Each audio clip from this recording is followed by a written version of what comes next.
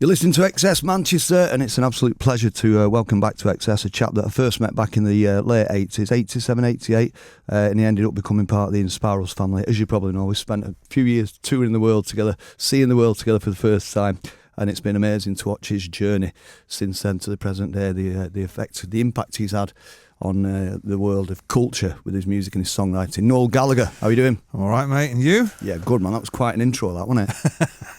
I had some of it. The older you get, the longer they That's get. right, isn't it? Just like our teeth, innit? How is it being back in Manchester? Is it nice to be back?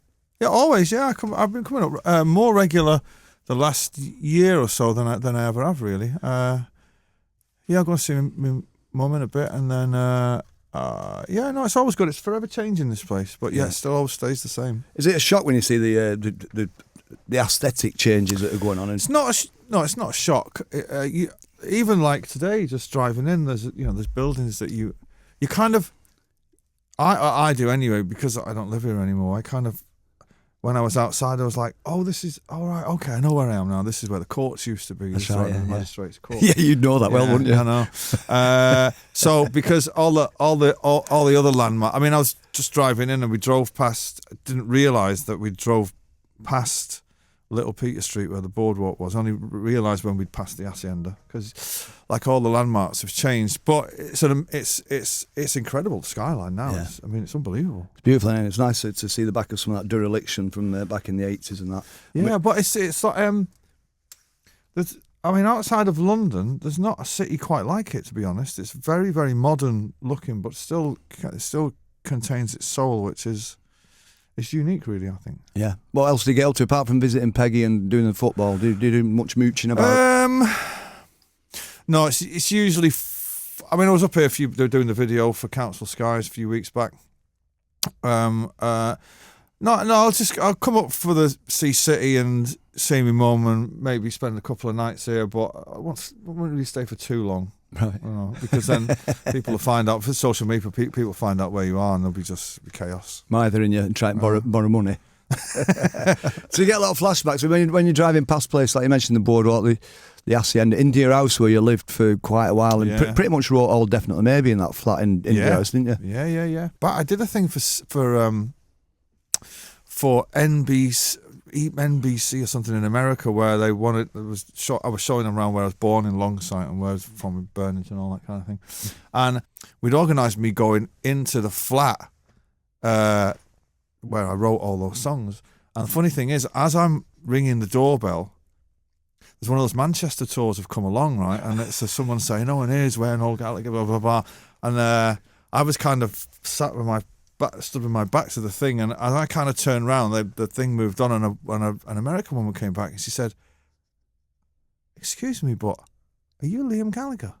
And I was like, "Yes, I am. Yes." And she said, "Oh my God, I can't believe it. Can I get a picture?" I was like, "Oh, you didn't." Brilliant. But it was mad going in that flat, see how tiny it was, and how in that flat. Wow, I wrote all the greats in there. Yeah, Live Forever. Yeah. After all of them, Rock and Roll Stars, Cigarettes and Alcohol, all of them. I remember when you first moved into that flat, and I've got a vivid memory of you sat on the edge of your bed playing those songs on your acoustic. None of the songs were Oasis songs, but songs that you had at the time that you were writing. But it's one of my standout memories of young Noel Gallagher. Those flats were. I got into those flats because my girlfriend at the time, Louise Jones, she worked in Benetton, and they were.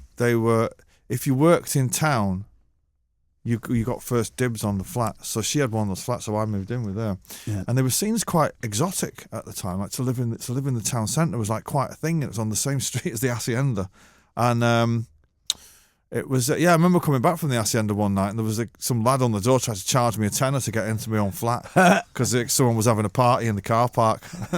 Brilliant. That typical Manchester. And let's say you're going to be with us throughout the show, but let's have a track from that era you just mentioned then, Live Forever. Let's play that, written in India House. Can you remember the apartment number? I had 7 in it. Coming in the first floor, I'm going to say 417. It's got 7 in it. They'll text in and tell us. Some Japanese person. Tourist. We mentioned earlier in the intro that you auditioned to be the singer for the Inspirals in December of '88. Do you remember that night? I do. I'd met Graham at the Stone Roses and James gig and the Mondays. Actually, that was a great bill. I mean, if you think about it now, the Mondays, the Roses and James, like that anti-Clause 28 thing. Yeah. And he had, he was bootlegging the gig on a Walkman, and I seen the red light on the thing, and I went over to him and said, because the Roses hadn't had a record out at the time, or they certainly hadn't had that first album hadn't come out. I was saying, if you give me your address, can you send us anything? He said, yeah, and then we got chatting, and he's like, well, what else are you into? I said, I'd been to see you lot, like, about 2 weeks before at the International. I said, in Spiral Carpets, and he was like, I'm in Spiral Carpets. And I was like, no. Anyway, we got chatting, he said the singer had left, and did you fancy coming up and trying out to be the singer? And I was like, yeah. And then, of course, these new generation won't understand this. Before mobile phones and anything, so he gave me this address and said, you're going to meet me outside this pub in Oldham, which I'd never been that far out of Manchester before, to get like 3 buses. And that's raining. It was in the middle of winter. You're thinking, like now, like a young person would freak out. So I was just stood waiting at a bus stop and thinking, so I hope I've got the date right. I hope I've got the thing right. And all the instructions are written down on a piece of paper. And anyway, he came, and then we went to the mill. Yeah. I do remember doing Gimme Shelter. Yeah. And remember the rehearsal room being great, actually. And the sound in it was great. And great days. Brilliant days. That the scene at the time was amazing. It would be like a couple of years later before everybody blew up. But at the time when the local bands were just the local bands, quite incredible to think, how quickly it blew up for you and the Mondays and the Roses and James and all that. Yeah. They were great days just being into music and being totally into it, do you know what I mean? And getting 3 buses to go to to meet a strange man. I would loosely call it an audition. I think it's like, I looked all right and I knew some of the songs, and that was it, and that was enough. But great days. That was the same night as the Lockerbie plane disaster. That's right, yeah. Because we came out rehearsal and I put the radio on, and my car was outside on South Street. John Peel briefly announced at the end of his show that there'd been a disaster in Scotland. Is the mill still there? The mill's still there, yeah. And I went in recently. We did a radio show a couple of years ago for XS from that actual space. Wow. So the rehearsal rooms have been flattened. The corridor's still there that we used to use as an echo unit. Yeah. But you could see the spot where I actually showed people. This is the spot where Noel auditioned to be in Spirals. There's no blue plaque there yet, but I'm sure when you pop off, I'm sure they'll put a blue plaque in there. Let me just play a record that captures that. I like to think it captures the spirit of that era. It's the In Spirals. It's a track that you would have sung on that night, and it's Joe. What's this is the first album you've recorded in your own new studio, isn't it? Yeah. Lone Star Studios. How was that then for an experience? Well, it was great. I mean, there was, it took a couple of years to build from scratch. It was nothing. I didn't take over a studio, but there was a nervous moment when it had all been done and designed and all that, and then the first day of recording, it's like, right, is this actually going to work? And you're thinking, well, this is like over 3 years of my life, and if it doesn't work, but I mean, it sounds amazing, and it's when I'm in the studio, I only work from 12 till 6. I don't like to work into the night. It's great to have a studio where the studio clock's not ticking. I was going to say that. Yeah. I just kind of the way I work now is I'll just, when I'm on the way to the studio, I'll think, right, I'm going to do 2 things today. I'll do the bass on this and the vocals on that, and then if you wrap by 4, we'll just go away. We'll just leg it by 4. So I didn't tend to work too hard, and we mixed it there as well, which was amazing. It was. Yeah, it's a great little place to hang out anyway, and it's such a privilege to have my own studio finally. Yeah. And like you said, not having to watch the clock and think this is costing us like 400 quid an hour or whatever it used to be. Well, I mean, there is benefits to that where you've got to nail it and all that, and if the studio clock's ticking, but there is something quite relaxing about not forcing it and thinking, do you know what, I might have a day off today. Somebody can do some editing or something. I don't need to go in today. I'm not sure what that would be like if I was still in a band. The dynamics of a band might throw all that off, but it was the most pleasurable it started off a bit weird because there was still social distancing going on and people who were coming down, all that nonsense. And there was yeah, in the end, I mean, the record speaks for itself. Sounds amazing. Let's have a listen to the title track. This is a track that's been, it will be familiar with our audience because we've played it on XS. It's Council Skies, the title track from Noel Gallagher and his High Flying Birds new album. You're listening to XS Manchester, that's Council Skies, Noel Gallagher's High Flying Birds. It's a title track from the new album. It's out now, the album, and it's a brilliant piece of work. You're going to hear more of it between now and 6 o'clock. Noel's with me in the actual studio. How are you enjoying it so far, Noel? Doing a co-host, as they call it. It's a hub of vibe, a hive of activity in here, isn't it? A bit quiet today, actually. No one in the studio at all. There's us four, one, two, three, four, and a couple of fellas outside, and that's it. Producer James, Cassius Boon's here as well, keeping us company, playing on his phone. I know, that's all my kids do. It's just on the life on the phone, isn't it? Yeah, absolutely. When you did you're still working at Abbey Road. We talked about your own studio, but you still use Abbey Road, don't you, for like the strings on some of the tracks on the new album? My studio's not quite big enough to get the amount of. I could get 8 in. I reckon it sounds pretty good. I haven't tried it yet, but we did the 20. We did the 26 or 24 piece, and it's always a privilege. You must have been to I've been in there. Yeah. I've not worked in Studio 2, but I've been in there. I've worked in Abbey Road, but I've not been in Studio 2 and worked.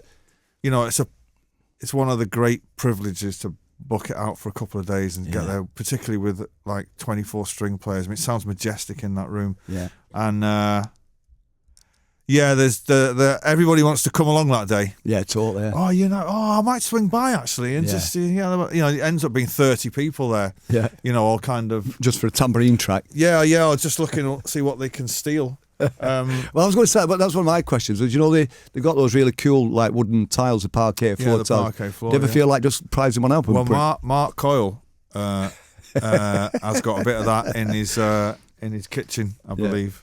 That was the first thing he did when we went to Abbey Road. Coyley, right? When we used to tour with him, he'd always disappear in the middle of the night in a hotel, and he'd come back and he'd have a load of swag what he'd robbed from. And I was in his house in Southport years later, and I was like, "What's that there?" And he said, "A bit of Abbey Road there." I'm like, "Have you got that?" He said, "I nicked it when we were mastering that first demo." I was like, but he's still got Velcro fingers, Coyley. Yeah, brilliant. But yeah, well, I know someday you know him as well. I probably won't mention him because it might be libelous, but he's got a piece of Elvis's carpet off his stairway in Graceland. Yeah, right. Pete Wiley. Right. The only thing I've got like that is I've got a big square metre of the Hacienda dance floor that's just come my way via our mate Bobby Langley, who said to me once, "You got space for a bit of the Hacienda dance floor?" It's been in my garage for years, and I was like, "I'll have it." I mean, it's up in my studio. It's a brilliant piece of memorabilia, but it's that. But when you go in Abbey Road though, it's like they've still in the percussion cupboard. All the percussion they played on those records, it's all still there. All the same microphones. There's the little Farfisa, like sounds like an accordion, but it's an electronic thing. Yeah. What they did on We Can Work It Out. It's still there. You can still hire it. It's still got the cigarette burns in it. Amazing. It is amazing, and all the Mrs. Mills piano is still there. You can still get a tinkle on it. Yeah. I know the Hammond organ's still there. All the Mellotrons are still there. I mean, I mean, for Beatles fans, it's a great day out. And you're probably actually the most famous British Beatle fan of all time, aren't you? I think. Paul Weller might have something to say about that. Yeah. Well, in Manchester, you're the most famous. Yeah. Pick a Beatles track. We'll play it now. Okay. Wow. In fact, you can introduce it in a radio presenter style if you want. So, let's play. This is We Can Work It Out by them Beatles from Liverpool. That's the Beatles, We Can Work It Out. As if I need to tell you that. You're listening to XS Manchester. I'm Clint and my guest today, Noel Gallagher. Picked that tune. Noel's with me till 6 o'clock. We're going to be playing more tracks from his new album. We'll probably get a couple more Oasis tunes in there. Might squeeze in a bit of Inspirals, actually. And we will be doing some Smiths. Get some Smiths on for you in a bit as well. Listen to the album. There's a feeling of like real melancholy, but real optimism with it at the same time. Is that pretty much how you're feeling about life at the moment? No, it was all written in that first lockdown period, which was which was quite. The word I'd use to describe the album is reflective, and I think the people that navigated the lockdown thing the best would have been artists. I in particular just finished off every song that I ever had lying around, and I'd never had the time to look at it and take out that verse and write a new one. And I wrote my way through it, but because we'd never been through a pandemic before, I didn't see much of a future because we didn't know how we were going to get out of it. You know, it's like you're 6 months into it, well, when is this going to end? You know, so the songs are quite reflective in a way of how we got there. But there's always hope in my songs. I wouldn't put out an extremely bleak album. It's not my thing really. But the album has definitely got a feel for sure. Yeah. Yeah. And looking back on the fondness of you, but there's one title in particular, Trying to Find a World That's Been and Gone. To me, that sort of sums up the mood of the album, I think. It's like you're looking back reflectively, as you said. Well, that was written right in the middle of it, of you know, I'm standing in the back garden and it being completely silent, you know, just there's nothing to do. I'm not an avid television watcher, and there was there's nothing to do but drink, and just kind of, you know, listen to tunes. But yeah, it's got a double meaning. I had things going on in my life that were that I'd never experienced before. So, but I think it's quite a grown up album. Yeah, and I think I mean, now all the streams have run out. I mean, it's been vindicated because there are no streams left. Let's have a listen to it. This is a track from the album. It's Trying to Find a World That's Been and Gone. I think it's absolutely beautiful. Have a listen to this. You're listening to XS Manchester, and I'm Clint, and that was the Smith Rubber Ring, chosen by my guest today on the show, Noel Gallagher, who's with me all the way until 6. And big Smith fan, aren't you? Yeah, he always was. Then the minute I heard them on, don't know, would have been John Peel or something. Yeah, they came along at that. 83. I just left school, and still, I mean, I listen to them regularly, and they're still very, very unique as a band. There's nothing like them. Yeah, Morrissey, where his vocal melodies are derived from nothing that I can see, and Johnny's guitar playing is everything from, you know, Dwayne Eddy to Afro beat. It's crazy marrying of those two. But I seen them at the G-Mex, and did I see it? Yeah, I seen them at the Hacienda. They were amazing. They still are. I still think they're underrated. Yeah. You know? But then to meet Johnny, and then to be mates with Johnny still after all these years, and be able to call him and say, "Mate, what are you coming down playing on a few tracks?" And you know him as well as that. I mean, he's such a dude, and he's like, you know, nothing is too much of a problem for him. He'll just say, "Well, I can make it Thursday, Friday, Saturday next week," and he'll hop on a train and come down. We hang out, and his guitaring is just. It's off the scale. Absolutely. He's an amazing dude. Off the scale. That's a play on words, isn't it? Mm. And he's also been... Well, scale, right. Scale, yeah.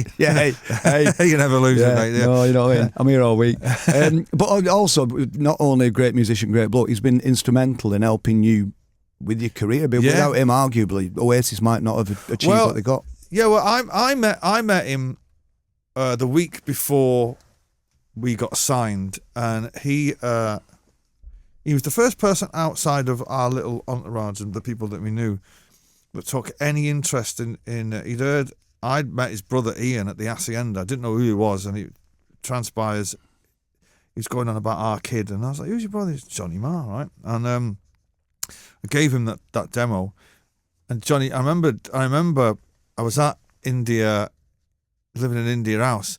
And I'd on the previous In Spirals tour in Japan, I'd bought this Sony phone answer machine, which was amazing, right? But because we were young and daft, I didn't know anything about voltage and plugs and all that kind of thing. So some electrician yobbo had hardwired it into the wall, and how the building ever burnt down, I'll never know. But I remember coming in one afternoon from somewhere, and It was in the hallway, and I'd always walk past the machine, and if the red light was pressing, you'd just press it, and you'd listen to the messages as you were in the kitchen. As I walked past and pressed it, went to the kitchen, I heard this message from Noel from Johnny, and it's like, honestly, it was kind of like he came back out into the hallway and just stared at it and was like, it's Johnny Marr. I can't believe it. I mean, I was such a fan of the Smiths. And he went to meet him at, what was that bar called? Lock something? Duke 92. Duke's 92. Yeah, that's it, yeah. Met him there, and we had a drink, and he was asking me about guitars and what guitars I use, and I was like, you know. And I told him about this shop in Doncaster that me and... Remember when Mark from the Charlatans we did a bit of work for you, and me and him used to drive your gear around? He took me to the shop in Doncaster. And so I told him about the shop in Doncaster, and Johnny Marr saying, will you take me there? And I was like, yeah. So we went over in this car, right? In this, I think it's a Jag, and I'm sat in the back and Johnny sat in the front, and driving is a big Welsh guy who was Owen Morris, so I'd never met at that point. Right. And I was amazed. Johnny was playing Bob Marley all the way there, which I was like, it was like, wow. And I remember him playing Exodus over and over and just going, he into Bob Marley? And I was like, well, he wasn't into Bob Marley, you know. And I remember him just going, he's going, listen to the bass line and listen to this. And I'm no one. I'm just sat in the back of the car on a day out. Yeah. And we get to Doncaster, and he buys some outlandish 9 pickup Stratocaster. And then we come back to Manchester, and he takes me for a Japanese meal. I never had Japanese food before. And then we end up back at his house, where I remind him of this, where he inadvertently invented the iPod, because he was saying, this is in 1993, wouldn't it be great if you could just have all your record collection on one thing, and you could just, you know, dial it up at any time? And I was like, he's insane. Yeah. And lo and behold, it came to pass. Yeah. So that night, the next day, we were going to Glasgow to play at King Tut's. Yeah. And then we met Alan McGee that night, and the night after that was my 24th birthday or something. So as weekends go, that was pretty far out. Yeah. And, you know, he was like, when we first started recording, he would send guitars to the studio. But the best thing that he did for me was he gave me the phone number of his then manager, who's still my manager to this day after 30 years, Mr. Marcus Russell. And there's not a day goes by that I don't remember that time. I think, God, it would have been, my life would have been so different if it weren't for Johnny. Yeah, totally, you know. I mean, he's looked after me, and I'll never forget it. He's a proper dude, man. And he's on 3 tracks on the new album. Do you want to pick one of those that Johnny's on? Let's play Open the Door, See What You Find. Fantastic. Track 4 on the new album. Council Skies is the album. It's Noel Gallagher's High Flying Birds. It's out now, and this is him with Johnny Marr. I remember when we were doing the first aborted version of Definitely Maybe, and Johnny sent some guitars down, and one of our roadies, whoever it was at the time, got up the next day, and he'd sent down this Les Paul, which I've still got, which I wrote Slide Away on the minute I picked it up. And then, but there's this kind of Rickenbacker stood on a stand in the corner, and I was thinking, that's not the guitar. Surely he wouldn't be that mad, right, to send down the Smiths guitar to a load of scallies from Burnage, right? Turns out he is that mad. Brilliant. Right? And he was like, did you ever use that Rickenbacker? And I was like, no, I couldn't really get it on tune. He said, you know, that's the one I wrote Hand in Glove on. And I was like, God, if you'd have told me that, I'd have forced it onto something. Brilliant. But he's like, he's given me guitars, or borrowed them to me, which I've failed to return, much to my shame. And he'll say things like, you know, still got that black Les Paul? Be like, yeah, he's got, do you ever play it? I'm like, yeah, I play it from time to time. Oh, that's the one that's on the Queen is Dead album. And I'm like, mate, are you sure you don't want it back? You know, because it's like, but he's like, no, it's yours. And he'll casually say, I've got this Stratocaster that I actually bought off him, that he got off John Entwistle, right? Right. This guitar is on Don't Look Back in Anger, Wonderwall, Stop Me If You Think You've Heard This One Before, Girlfriend in a Coma, a couple of other Smiths. I mean, it's an amazing, you know, the songs that's been on this guitar. History. And he's just dead flippant about it. And I was like, you know, it'd be like it's sort of like if I borrowed somebody's guitar, I'd wait for them Yeah, to finish using it back in the band. Well, yeah, he's a dude, man. Let's talk about another one of your massive heroes. Somebody that's a big influence on you, particularly in the last few years, David Bowie. Yeah, you can really hear on a lot of stuff that, and I say it on the radio a lot. You know, the Bowie influence is really shining through, I think. Do you know what it is? It's I mean, I've always loved him since. Remember, there used to be these things in the middle of the night on Channel 4 or something called a 5-minute profile. Yeah, it was just a 5-minute profile of like an artist. Was it called David Bowie Is? Something like that. I think it's David Bowie Is, and then have like a talking head. Like it was just, and I remember seeing Heroes at like 2 a.m. and thinking, oh my god, right. And because at the time you knew Bowie for Let's Dance, and that kind of thing, and the blonde quiff. So I've always been a fan. I would put him up there with John Lennon for sure. But what I've slipped into doing now, which has helped me get out of many a corner, is if I've got something like a bit of a tune, Pretty Boy, for instance. When I had the kind of riff for that, and I ordinarily will go into some standard thing that I've done before. Yeah. I've started to do this thing now where you just think, right, how's Bowie coming at this? And instead of me singing a kind of snaking Oasis melody, you start thinking like, it's very staccato and not bluesy, just. And I have to say, it works for me on a lot of things now. Understated, isn't it? Oh, he's amazing. It's beautiful. He's amazing. I mean, he is amazing. Let's pick a Bowie track. Don't select a track to play now on the radio. Oh. You know, when like Bowie heads, they hate the blonde quiff period, but I love Blue Jean and Modern Love and Let's Dance. But when I pick a David Bowie track, I'm gonna pick. I'm going to pick Fashion. Because I ripped it big time for Black Star Dancing. Yeah, a lot of us said that on the radio at the time. Yeah. Well, I was in that headspace of writing in the studio. Yeah. And I'd been in for a week and I hadn't come up with anything. And I remember in the shower at home, and Fashion was on in the background, and I was like, right, that's what I'm going to do today. And that was it. That's how that was born. Should we play them both back to back? I don't know if that's been done on the radio. Well, let's play. We'll play Fashion by David Bowie straight into Black Star Dancing by Noel Gallagher's High Flying Birds, and we're back in a minute. You're listening to XS Manchester. That's Black Star Dancing from the Noel Gallagher's High Flying Birds. As we said earlier, as Noel said, a big Bowie influence on that tune. Did you ever get to meet Bowie? I did. I met him. He did a tour in the 90s where Morrissey was opening up for him. And I went to Wembley Arena to see that, and halfway through the Morrissey set, somebody kind of came up around the seats and said, "Excuse me, would you like to come and meet David?" And I'm in the middle of watching one of my heroes, and I'm like, "David?" And it didn't dawn on me. I was like, I'm thinking, what does he want? What does he want? An autograph? David? I was like, David? And they went, "Would you like to meet David?" And I was like, Yes.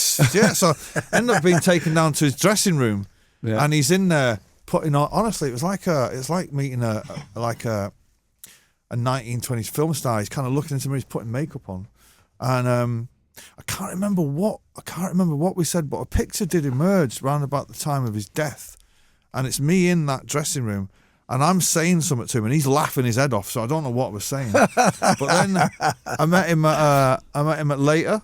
Yeah, and the last contact I had with him was when me and Kate Moss accepted a lifetime achievement thing on his behalf at the Brits, and he just emailed me out of the blue. I don't even know how I got my email address, and it was just kind of like, "Hi Noel, it's David. Thanks for the shout out last night." And I emailed back straight away, and he emailed that back straight away, and we had like a 20-minute email off, and he was in a coffee shop in New York. And I was like, it's mental. It's like this insane. And he was like, he signed off by saying, "Keep writing, DB." Amazing. Yeah. It was just obviously, like when you're young and daft, you don't appreciate kind of what's going on around you. Like when we were going in Japan, we met Weller. Oh, yeah. In the queue that time. Yeah. And I was like, What? I mean, luckily enough, he'd become like a very, very close friend of mine. But I wish I could go back and meet him now, and just because I was probably just talking rubbish to him, just nervous. Do you know what I mean? But I wish I could sit down with him and just, what was, and just kind of get into it with him. Yeah. But I've seen the Moon Age Daydream thing recently. Have you seen that? I saw it, but it got spoiled because I had a really noisy couple like shouting and singing all the way through. I'm going to sit at the IMAX in London on the big screen, and it was absolutely incredible. He's just one of the greats. I will not have a word said bad against him. And you do a version of Valentine's Day, the Bowie tune, and that stunning version. Yeah, the keyboard player, Mike, the New York guy. It was his big Garson. Mike, yeah. He called me up, and within 30 seconds he's calling me baby. Hey baby, it'd be great, man, if you can. And so is he on that cover that you did? No, he's not on the cover. Right. Where I live in Maida Vale, it's a little bit of a.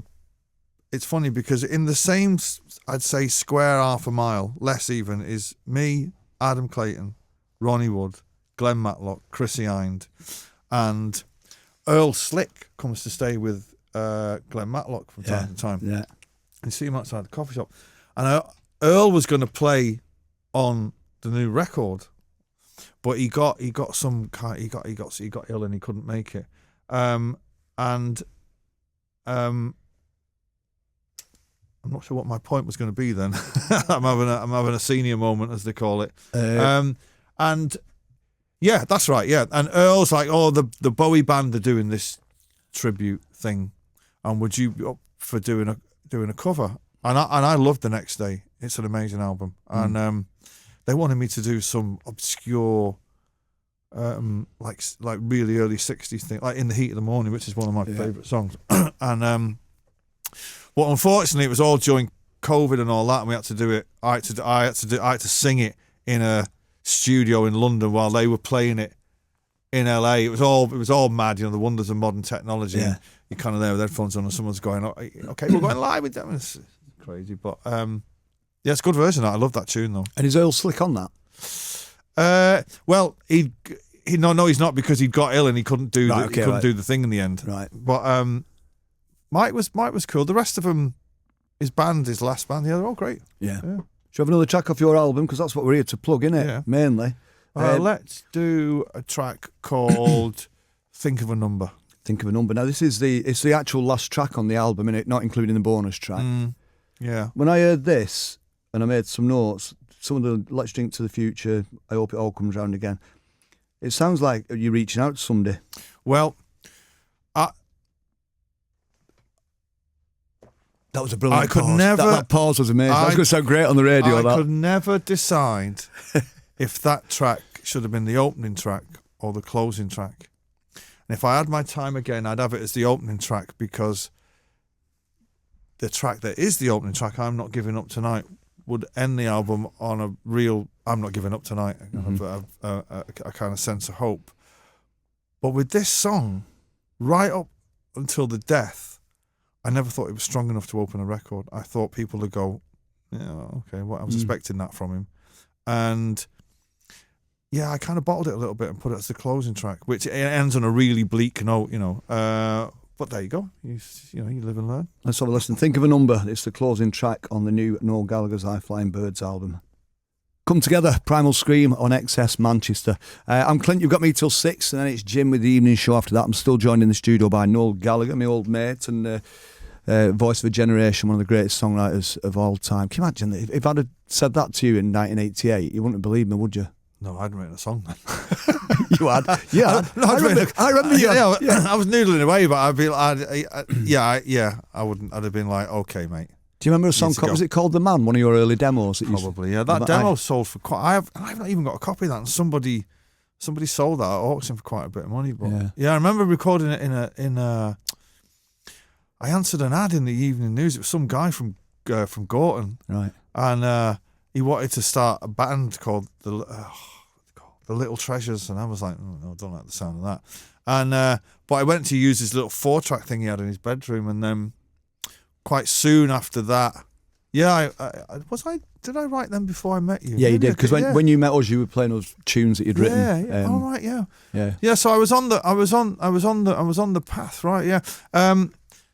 One of those tracks on that album, on that demo CD, became Up in the Sky. I can hear it. Oh, really? I could hear it in the words. Yeah. Right. Yeah, which was always, I think it was Craig's favourite tune of ours, Up in the Sky. Maybe Graham's. Yeah. We just played Primal Scream, so it brings us around nicely to the Withenshaw Park gig that you're doing.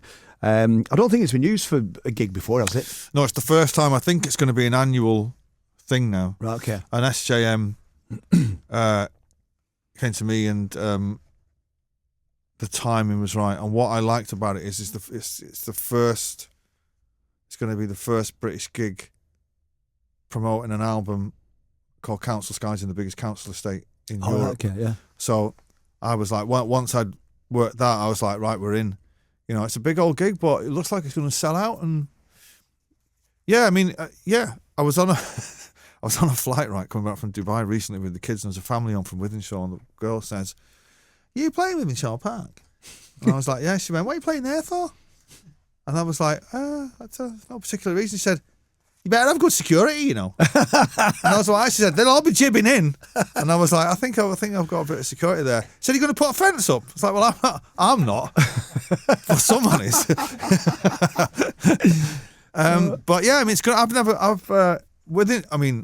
got a couple of mates from Withenshaw. That estate is a maze, but I'm looking forward to it. Hometown gigs, as you know yourself, are always quite stressful, but yeah, to be the first one to open the thing there is going to be quite an honour. And Primal Scream will be amazing. Such a monumental band. You know, we're both massive fans. What about Future Islands? They're playing as well. Are you a fan of theirs? I bumped into the guy the other day in a shop in London. I've done a few gigs with those. Like that, brilliant lads. I love our first record's great. I don't know what they're up to now. But everyone knows them from that performance on the David Letterman show, which is just like, honestly, it's just like one of the. You couldn't even put it into words how crazy that was. But that's the singer guy who looks insane. Yeah. He's actually a very. You could tell he's very, very sweet. Yeah. Well, he breaks down crying during the gigs, doesn't he? He's very emotional. Yeah. But he looks a bit like Morrissey as well, doesn't he? He's like a short Morrissey. I've done gigs with him, and he's like crying. He's coming off, and I'm going, mate, it's not that bad. Not that bad. If you're going to that gig at Withenshaw Park, it's Saturday 26th of August. Make sure you get in early for Future Islands, and then it's Primal Scream, and then it's Noel's lot. Yeah. So you're about to jet off to the States or North America. Now you're doing Canada as well, and looking forward to that. Well, do you know what? I say this a lot to people. When we first went, I love New York, as every Mancunian would, getting out of taxi in Times Square is like one of the big, for the first time, it's one of the great moments in your life. Yeah. But I didn't like the rest of it. There was always like, you can't do this here, and how old are you? And there was too many rules for me. And then even through the early Oasis tours, I didn't like it. There was always tension when we got to America. But I have to say, the older that I've got, when I come to tour now, I insist that we start in America, because it's a great way to play the band in, because there's not the pressure of the British gigs, and there's no family and friends coming, and the American audience is quite a bit older, and it's a lot calmer, and they're there to see a concert. Yeah. When you're playing in Europe, like Italy or Glasgow or Ireland, or in England, it's chaos, it's all screaming and shouting, and you get carried away with the emotion of those gigs, whereas in America you can just detach yourself from it, and the band plays in brilliantly. So I am looking forward to it. I'm on the bus. I've got my own tour bus, which is amazing, and there's 304 people squashed on the other one. And so I get to do it. I always loved being on the tour bus. It's the best way to see America, and I do like it. I'm looking forward to it, and I'm doing a co-headline thing with Garbage, who Shirley, I've been doing a bit of promo with her for the tour. She's a lovely girl. Brilliant. I'm looking forward to it. Can you remember talking about life on the road in America? Our first proper tour, the Inspirals, when you were with us, and you had a cassette tape, a bootleg tape, because it wasn't officially available. It was the KLF album, Chill Out. Remember that? Yeah, we used to sit on the bus and listen to it. That is my soundtrack to that entire 5 or 6 weeks in the States. Every memory I've got. You can't buy that. You can't. That's not on iTunes. You can't get it anywhere now. You can now, but it's all the samples have gone.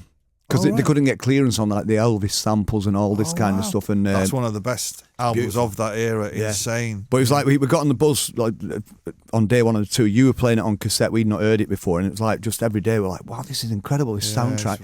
And then in America at the time, you could get it on CD. That's right. Yeah. So by the end of the tour, every member of the band and crew had it on CDs. I've still got mine. I'll get one of the girls in the office, get on eBay and get one of those. But try and get one that's got the original samples on. That's the real magic. One. Yeah, no, that's a great album. Yeah, that documentary about the KLF. Have you seen it on? I've not seen it yet. It's well worth watching. Is it good yet? Yeah, the band that burnt £1 million, or did they? I'll watch that. So you said about you've got your own buzz. Are you taking any of the kids along with you? No, the kids will be still at school. No, but Anais is coming out for a bit. She'll come out for a week, do a bit of filming. Yeah. And no, I don't really like what you'll know this, but your family and friends, they have this thing about when you go on tour, it's amazing. They don't realise how boring it is. There's a lot of waiting around. There's a lot of sitting around. Then I've had my kids on tour in England, and they're like, what are we doing now? It's like nothing. We're sitting here and I'm going to wait for 6 hours. Well, what else are we doing? Nothing. Get on the Wi-Fi and button it. But no, I don't. I feel bad for them because they think it's like, everyone's doing the conga for 18 hours a day, and it's like the buzz. Oh, I've got to go to a radio station and talk nonsense about and then I've got to go to another radio station, and then we've got to grab some food on the go, and then we've got a sound check, and there's just a lot of sitting around. But my daughter now is 23. She's kind of been on the road with me before, so she's aware of it all. But my lads drive them up the wall. Right. They wouldn't be able to handle it. My boy Oscar, you mentioned before, he's 18. He's just joined the Inspirals on bass. Right. So he's touring with the Inspirals at 18 years old, and some of us are getting on a bit. It's like it's all this buzz, like all these weird old blokes, but he's loving it. Yeah. I mean, he likes to sleep anyway. So those 3 or 4 hours of time of nothing to do, he just gets on his bunk and goes to sleep. But he's loving it. Do you still take a suitcase full of pot noodles with you on tour? No, I take they go in the production case, but there is there are bin bags full of Yorkshire tea. Yeah. The obligatory baked beans, they're purely for hangovers. No, the pot noodles don't come anymore. But Yorkshire tea is a must. I don't go anywhere without that. Yeah. There's nothing. There's not really. There's a couple. There's a vegan in our. Well, Gem's a veggie. Jess is a vegan. The rest of us are all meat eating. Wrong-uns. Carnivores. But yeah, there's no particular mad dietary things going on in the band that I'm aware of. Let's play another tune from the album. This is a gorgeous track. It was a single, wasn't it? Dead to the World. Yeah. It's my favourite. The 3rd track on the album. Absolutely very melancholy, and this is the one that you did the strings at the Abbey Road session, if I remember rightly, and a lovely falsetto chorus as well. So let's have it now. It's Noel Gallagher's "I Flying Birds" from the new album Council Skies. This is Dead to the World, right reasons. Noel's still in the room with me. It's me muttering away to myself. Noel Gallagher's still with us till 6 o'clock. What motivates you to still keep writing and making records? 'Cause I know it's not a financial thing these days, is it? I just love it. I'm still into that. Into the moment where you create something from nothing. I'm not sure if I'd be that into it if I was part of a songwriting team or a partnership like Mick and Keith or Johnny and Morrissey. I don't know how I'd feel about that, but because I get to do it at my own and my own pace. Yeah, no, I love it. I mean, I don't have any hobbies. I don't know what I do. I can't drive. You're still not done with it. I don't collect anything. I'm like, I don't particularly. I've got no other interests except city and writing tunes. But no, I still love it. And the minute that I don't love it, I'll stop it. Yeah. I will stop it and go on a hiatus, I guess. But no, I'm still really into it. Really into it. You mentioned I noodle away every day. I do a bit every day. Yeah. I've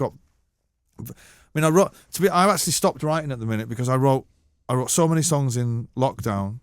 I've got a backlog of about another couple of albums worth of material. I don't want to write anything else. So I've stopped myself from writing. Saying that, I can't help it. I've been writing with the Black Keys at the minute for their next record. So, yeah. And honestly, it's did a week with them in London. I'd never met them. Right. And they kind of called me out of the blue and said, oh, blah, blah, blah, you know, would you come? And I was like, yeah, go on then. And went down to this studio Toe Rag in London, which is all analog, and it's like the real deal. Mm. We wrote these 3 songs in a week, and I've just been listening to him today, actually, because there's some work he's doing on the arrangements, but I like that kind of writing, but I don't think I could write as an ongoing thing with someone else. So you feel like you've got a lot of stuff you want to say about you and your feelings. That's what it is. Well, I don't. I worry about I worry about what songs mean afterwards. You know, the ones that come quickly are the ones that are coming from some place of truth, like Dead to the World or Think of a Number. Yeah. You're not really thinking while you're writing them. And then there are lines in it that will be a bit clunky. So you'll kind of change the line to fit with the vibe of the song. Yeah. There's not an exact science to it. And I wouldn't take any of my songs completely literally, but they're just serving the tune really more than anything. Mm-hmm. It's all about the tune and the melody. Yeah. I put everything into the melody. The lyrics, great. If you can get great lyrics, brilliant. If you can't, I don't really tend to worry about it too much. What do you consider to be your greatest piece of songwriting, if you could just name? Well, I'd